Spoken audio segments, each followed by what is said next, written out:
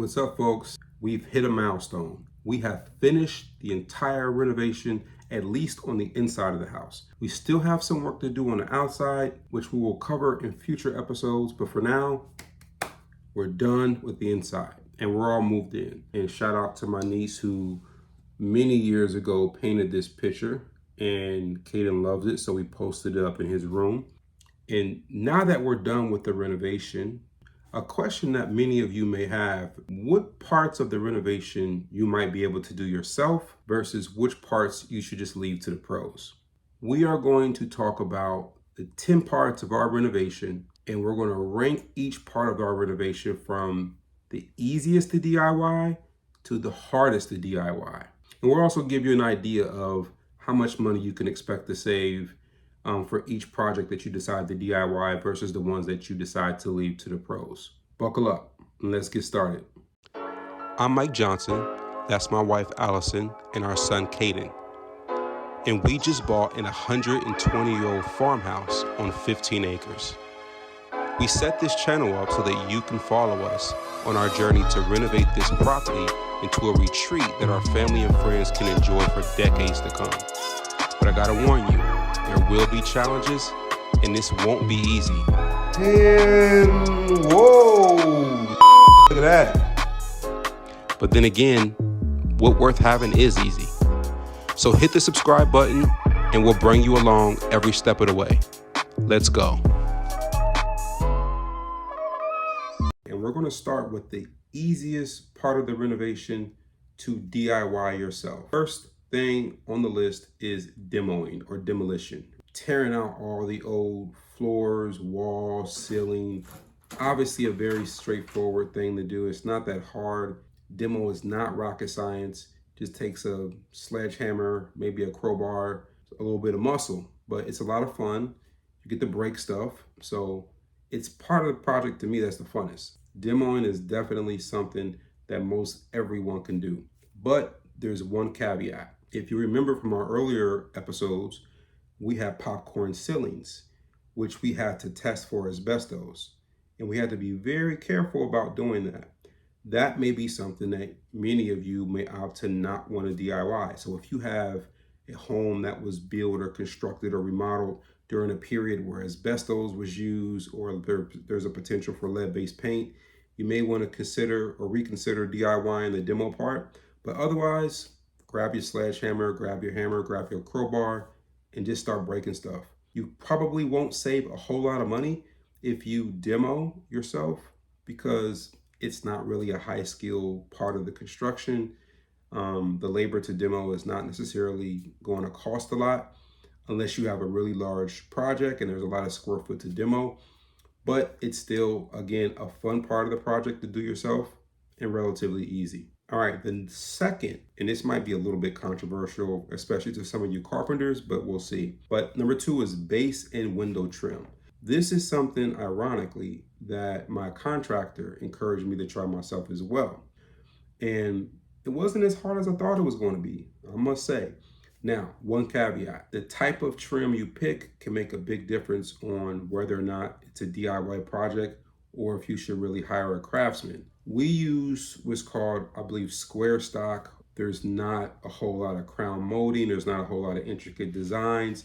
If you can cut with a miter saw, 45-degree cuts, and if you can work a brad nail gun, you probably can do a pretty good job with window trim and baseboard. Probably going to be somewhat of a medium cost savings, only because it can be time consuming. If you have a lot of windows, a lot of doors, a lot of square footage around baseboards to put on or put down. So it can be a decent cost savings, but again, it's also not one of those really high-end, high-skilled trade type of skill sets. So you're not going to save a ton of money. All right, the third item on the list is lighting fixtures. Then I'm talking about pendant lights, track lights if you're into that 70s retro style, or maybe even recessed lights, which are not particularly hard to do either. I am not talking about electrical. That's a different ranking. We'll get to that soon enough. I'm talking about if the rough-in electric is already there and you just have to hang the pendant light, or if you have to install recessed lights or can lights. It's really not as hard as many of you may think. As long as you can read instructions and connect wires to the appropriate connectors, you probably can install pendant lights. I installed the pendant light in our kitchen above our farmhouse sink, and I will not lie, I was a bit intimidated by it because it involved electrical. And I'm like, okay, I got to make sure I turn off the electrical panel and turn everything off. I wasn't even just going to take the risk of just turning off the switch to the kitchen. Everything had to go off because I'm paranoid about electricity. But it really wasn't that bad. And so after doing it myself, I can say that most of you would most likely be just fine with installing basic light fixtures. Now, as far as cost savings for lighting, don't expect to save a whole lot of money because someone that is seasoned with installing light fixtures will get them done in no time. So it's not going to be a huge cost savings, but it is one thing that you likely can do yourself to save a little bit of money. And this is where things are going to get interesting. The carpenters are going to kill me on this one. But my number 4 pick is basic framing.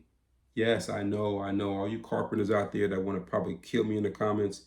I'm not talking about really intricate stuff. I'm talking about basic framing, setting walls, setting base plates, studs, top plates, the basic stuff, right? Basic framing is not rocket science. It's a matter of being very mindful of your measurements, being mindful of straight edge, square, plumb, all that good stuff. Now, one caveat, if you get it wrong, you're going to create a lot of problems for people later on, especially your drywall guy. If you're not someone that can work a level, you're not comfortable with a nail gun, don't even try it. But if you're someone that's a little bit more comfortable, seasoned with doing DIY projects, particularly with woodworking, give some of the basic framing a shot.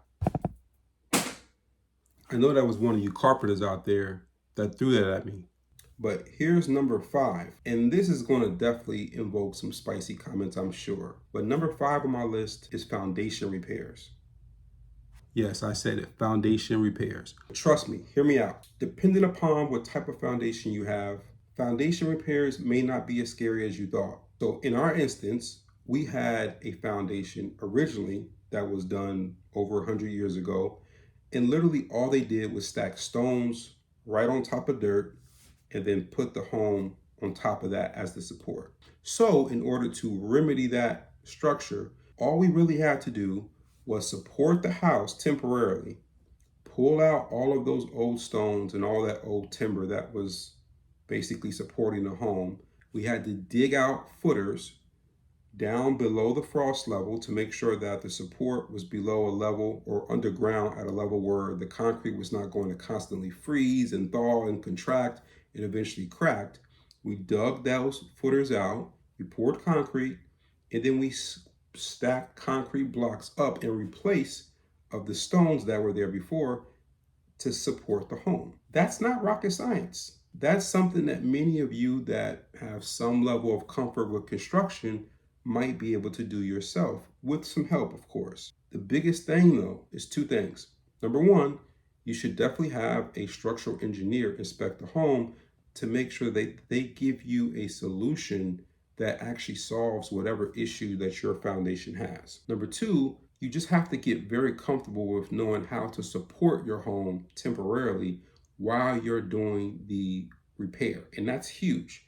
But most of the time that can be done with just jacks that you can buy at any hardware store. I get it. Foundations are scary. Surprisingly enough, for many of the issues that people's foundations have, you might be surprised that it may not be as crazy or complicated of a project for you to tackle yourself as you may think. Now, cost savings. You can potentially save a lot of money doing the foundation repair yourself. I know for a fact with us that we saved at least $10,000 to $15,000 by quote unquote DIYing our foundation repair ourselves. We did have help from a contractor, but I did do some of the work myself. So definitely don't automatically exclude foundation repairs as a project that you can't DIY. Chances are you may not want to, or you can't, but you might be surprised depending upon what your foundation needs. All right, so we're halfway, or we're actually now more than halfway through the list. So everything left on this list, 6 and above, are probably things that you definitely should not probably DIY. And this first one at number 6 It's probably going to surprise you given how I just told you that you might be able to fix your own foundation. But number 6 on my list, painting. Yes, painting. Why is it so low on the list? Because it sucks. Painting sucks. Now I might be biased on this one because I'm not a fan of painting at all. And doing this home helped me realize that. But hear me out on this one. Yes, anybody can grab a roller, pour some paint in the pan and start painting. But the problem with painting yourself is painting properly typically requires a lot of equipment that you probably won't have. Now, in the process of us doing this renovation, I bought a lot of tools. I bought a circular saw, I bought a miter saw, I bought a table saw. But guess what? I'm going to use all of those tools for many, many projects to come. I'm not going to use a paint sprayer. I'm not going to use half the rollers that we bought. And most of the time we didn't clean the rollers properly, so we ended up buying more rollers. So we ended up spending a whole lot of money on equipment to paint that if we had hired a painter, they would have already had professional sprayers. They already had the stilts that they walk on or the scaffolds to hit the ceiling. They had all the equipment already ready. It would have got done very quickly, and it would have got done even better than what we did it. Most of you think that painting is the easier part of a DIY, and that just tells me you probably haven't done it. I would definitely consider hiring a pro to paint. I might be biased, but I'm gonna stand on that recommendation. Number 7, drywall. Why is drywall number 7? Well, drywall is one of those parts of construction where there's an art to it. And the art to some degree requires muscle memory and experience. And there's a skill with making sure that mud, the drywall mud and the drywall blend seamlessly. And it's a lot more trickier than many of you think. And if it's not something that you do on a day in to day out basis, the chances of you really getting it right is pretty small. Crappy drywall jobs are one of the worst things to not do well because everyone's going to see it. You will have put all this money into this beautiful renovation, and then you try to DIY the drywall, which everyone will see, and it's going to look like a wave. You're going to be able to see the joints and the seams. It's going to look like crap. Don't DIY the drywall.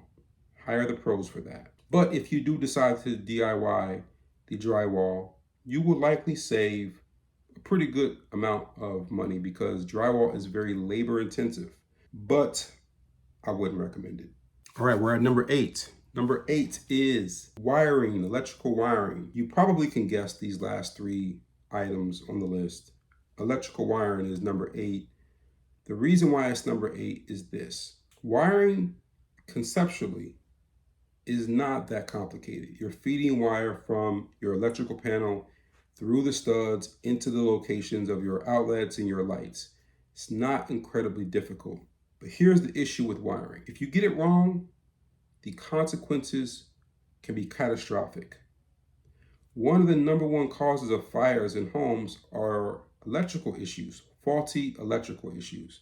Now, while it may be people using heaters all night or using extension cables improperly, if you have faulty wiring, it can only exponentially increase the chances of these types of things happening. Nothing's more important than the safety of your family. And really, is there any other reason that needs to be stated besides that? I don't think so.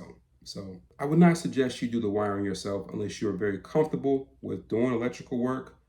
Now, of course, if you do decide to DIY the electrical wiring of your home, you are going to save a crap load of money. Probably anywhere from $10,000 to $20,000 depending upon your home and the size of it. But again, is it really worth it? I don't think so. Number 9 is plumbing. You may say, well, if electrical wiring was number 8, why is plumbing number 9? Because bad plumbing is not going to cause a fire and kill you. And that's true. But plumbing is something where the potential for something to go wrong is a lot higher than electrical. Pipes leak all the time, and there are many points of failure to a plumbing system. Every time a plumber joins 2 pipes together, there's a potential for leaks. And unfortunately, when things leak, it's normally behind drywall, which you can't see. So you could have plumbing issues, and it could be leaking in your studs or on your subfloor, and you may not even know it for months. And by that time, they may have accumulated mold, which is or which can be very dangerous, and it may have done a lot of serious damage to the structural support and the framing of your home. So plumbing issues are not uncommon. That is one of the reasons why it's higher on the list of things that you probably should not DIY, because the chances of things going wrong are higher than electrical wiring itself. The other part is there's a lot more nuance to the craftsmanship and the actual way that plumbers join pipes and how they lay pipe. If you ever watch a plumber join two pipes together and they're using that sealant and they're putting it together, doing that the right way or recognizing where there might be an issue is something that you're not going to be able to learn from YouTube videos or learn overnight.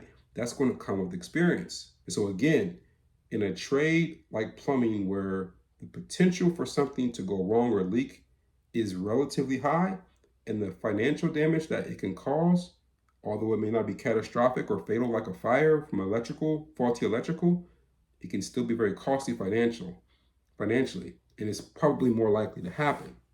So for those reasons, I have plumbing as number 9 on this list. Now, of course, again, similar to electric wiring, if you want to try to tackle plumbing yourself, you're going to save quite a bit of money. But again, don't do it. Don't do it. Just say no to DIYing your plumbing. All right, this is it. Number 10, and you probably guessed it, HVAC, heating, ventilation, and air conditioning. Don't do it. It's the most difficult DIY on this list because, in my opinion, it's the one that requires the most technical expertise. There's electrical components to an HVAC system. You have a fluid component to it. You have a mechanical component to it because it's a unit that has to sit outside and feed into the home through a ducting system. I mean, there's a lot of moving parts to an HVAC system. And in our particular case, and we might be biased for this reason, we went with a ductless mini split system versus a ducted system, which are much more trickier and much more quirky to work on and work with than traditional ducted systems. But of course, if you are brave enough to try to DIY your HVAC system, you are probably going to still save quite a bit of money, but not as much as you think, because the unit is going to be a substantial part of the cost anyway. All right, we're done. That's the list, 1 through 10. Easiest to DIY to hardest to DIY. What do you think? You agree? You would disagree? Think I'm crazy? Put it in the comments. But stay tuned for future episodes, because now that we've done the renovation on the inside, all of our future episodes will focus on all the work that we have to do on the outside of the house, and basically everything that we have to do to turn this property into a small farm, which is our ultimate goal. So stay tuned. Click that subscribe button.